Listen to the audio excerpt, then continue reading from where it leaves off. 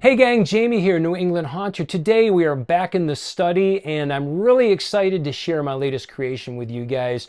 It's an animatronic build that I came up with for my yard haunt here at my house. If you've followed my last two videos, you'll know we did an undead head. It was like kind of a zombie corpse skull. And we also did undead poseable hands. So if you guys missed those videos, I will link them in the description below. I did mention in both videos that this was going to be for an upcoming build video, and today's the day. So stick around, I'm calling this one my DIY animatronic tomb terror. Let's do this. Step right up, come on in, join the show, it's about to begin.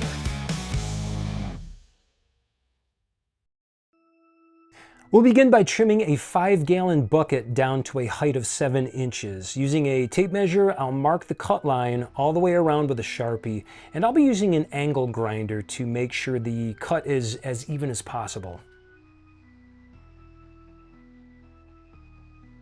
We're back in this study. I want to show you guys this awesome 3D printed mount I found online. I'll be hot gluing this to the bottom of the skull. It's sized for 1/2-inch PVC, which will connect to the motor arm. You can also just drill a hole in the skull, run the PVC inside, and secure it with a screw or hot glue.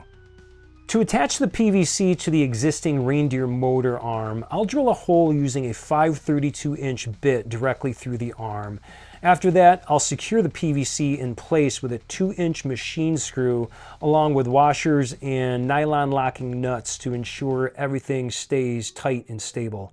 At this point, it should look something like this.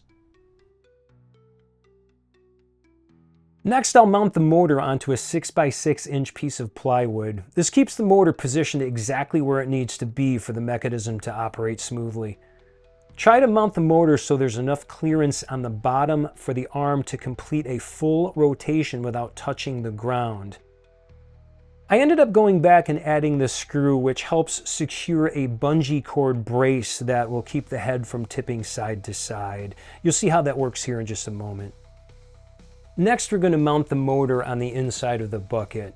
I'll be using 2 1-inch drywall screws to secure the motor plate, keeping that bottom edge of the mount level with the bottom of the bucket as it rests on the workbench.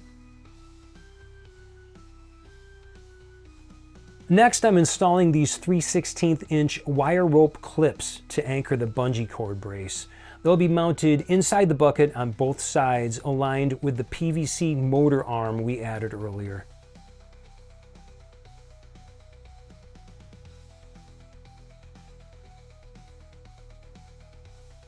Now that the clips are installed, I'm using a 10-inch bungee cord, attaching it to both clips and looping it once around the PVC arm beneath that screw we added.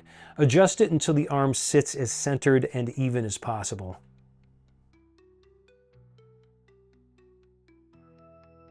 Here's the mechanism in motion. Note the smooth, consistent movement, and with the skull mounted, you can really see the effect taking shape. This is a great creepy vibe that's going to look really spooky once everything is completed. At this point, we're going to paint the bucket inside and out, as well as the motor, with black spray paint.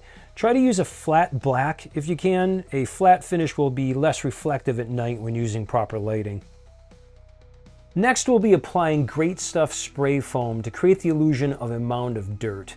The goal is to hide the bucket while leaving the top opening exposed, as if the skeleton has burrowed its way up from the grave and broken through the surface. And be sure to lay down a plastic drop cloth underneath. Once the foam cures, we'll trim away the exposed plastic.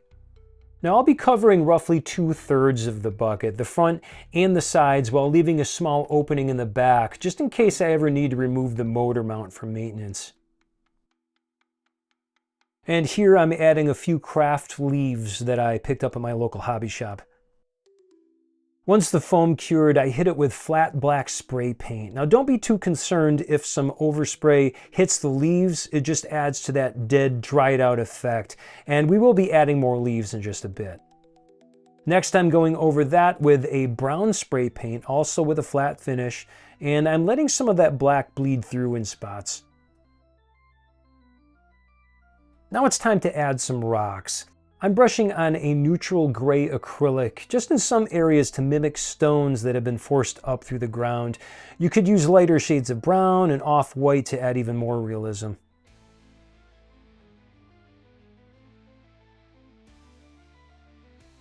And to finish up, I'm trimming off that plastic drop cloth with a pair of shears. And now for the big reveal. I've attached the skull on the motor with a single set screw and installed the Poseable hands in place with zip ties. I love how this turned out. To me, it really looks like he's dug his way out of his grave and is about to create some serious havoc.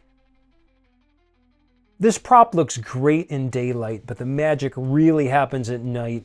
With the addition of uplighting inside, it really gives the look of a haunted tomb that has brought him to life.